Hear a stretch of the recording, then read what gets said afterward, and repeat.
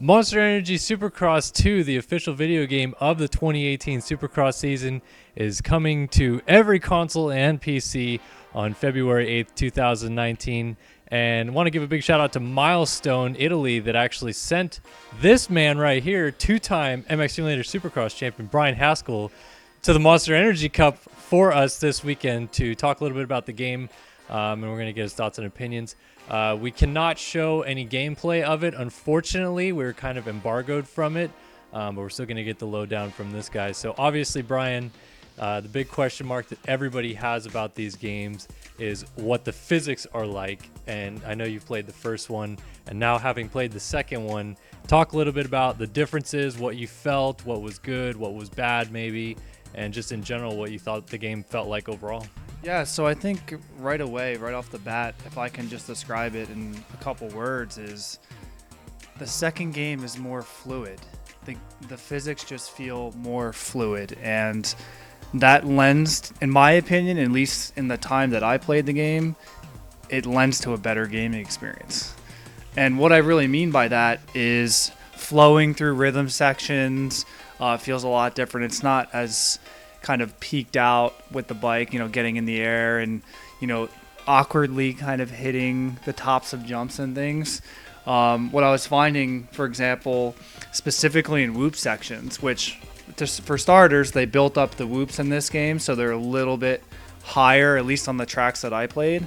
But I was finding myself, at first I was able to plow through them and then basically get up on top of them and skim across them, which was really cool. But there were also times where I wouldn't get a good run into the whoops, or weight seems to be a lot more important in this game, how you weight the bike kind of forward back. I found that if you weighted it too far back, it wasn't actually beneficial. You had to find I want to say like a 30-40% kind of zone to find that happy medium. Yeah, and obviously the ground physics have always been kind of like a question mark with these games because you want to have that realistic feeling. But switching gears for just a second and talking about what the game feels like once you're off the ground, and everybody always brings up whips and kind of what you can do in the air. And the first game you didn't have a lot of freedom, and the whips were kind of staged. I mean, is that what we're expecting in the second game? Yeah, so right off the bat, I noticed that they changed that. If you remember in the first game, when you kind of initiated a whip, it would like snap to it, and the rider would kind of like get all rigid, and like it would be like a little strange in the air. Again, going back to my fluid comment before, it just felt more fluid. I did notice I wasn't quite able to grasp being able to scrub well, so it was more like just throwing kind of floater whips.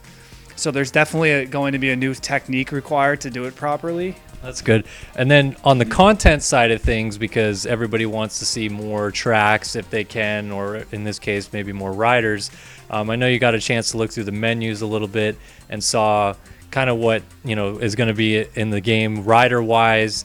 We know it's going to be all 17 official Supercross tracks, and then they're still bringing back the track editor. But what did you think of the overall content that you saw, the riders involved, and so on and so forth? Yeah, so when I first got my hands on the game, I immediately started scrolling through the rider list, and I noticed that there are a lot more riders in this game.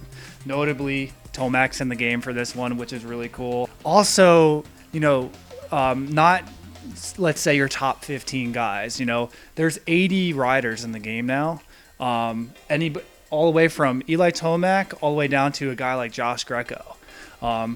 And Josh was actually there in the gaming lounge playing the game. I had a chance to talk with him. And I was just pumped to see that, the guys that don't get a lot of TV time, in the real sport, are now featured in the game. And I just think that's pretty cool. I guess to answer your question about track editors and stuff, we'll be posting a video about that. I'd interviewed some of the marketing guys with Milestone, and they talked extensively about some additions to the track editor.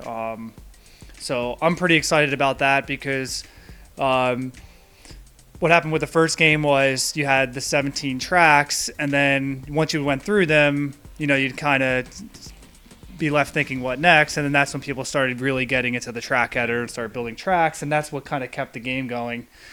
with this one, there's some additional features, some refinements and things like that.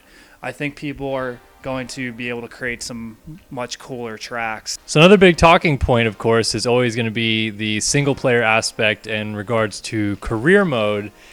If people are multiplayer gamers, maybe they want a full gaming experience just on the single player side. Can you talk a little bit about what changed and what's different in the career mode in Monster Energy Supercross 2? Yeah, so if we remember, the first game has a career mode, and you start out with a stock bike. It doesn't really have any parts on it, and you don't really have any gear options. You really start out as like a privateer, and which is cool. That was kind of a new concept, really, for this genre anyway. With the new game, it's a lot more granular. So there's a lot more customization you can do to the bike. They said something like 3,000 parts or combinations of parts you can do. So different like suspension and settings and exhaust and stuff like that, which will help the bike.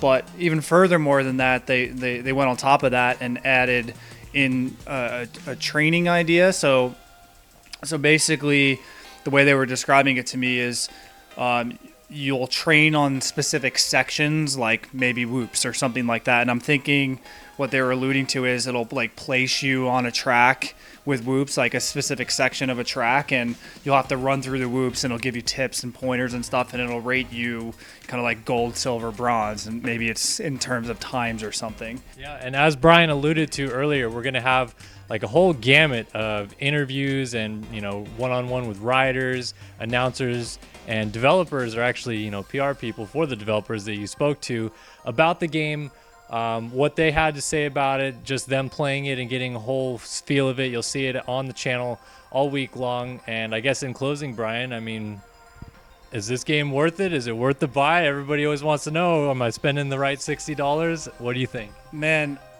I gotta say, honestly, I'm pretty excited about it. There were some things I kind of thought twice or three times about with the first game that I'd like to see improved, and I think they made huge strides towards improving those things. And I think just in general, I think people are going to really like this next game, and I think if they keep on this path, they're going to have a really successful set of games. I could see, hopefully a third one coming out too, but that would be sometime next year, maybe more than that. But I think this game will be fun for a long time. I think a lot of people will like it.